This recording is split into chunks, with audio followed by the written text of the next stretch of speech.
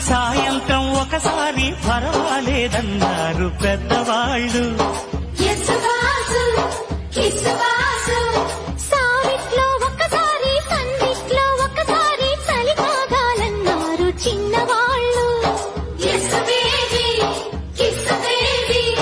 కొక్కరో బంగారు కోడి ముద్దడితే ముదిరింది వేడి. పిల్లగో చూశాని నాడి అదిరింది కన్నెమాడి. గుట్టుగా దోపిడి చెయ్యనా గుమ్మడి అందలేను తీపి రాపిడి. నిన్నేమడగను ఎట్టాడగను ఒకసారి ఒడిలోకి రమ్మని.